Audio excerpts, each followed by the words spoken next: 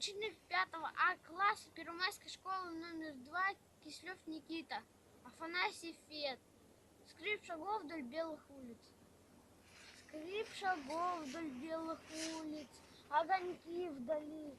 На стенах оледенелых блещут хрустали. От ресниц нависнув в очи серебристый пух. Тишина холодной ночи занимает дух.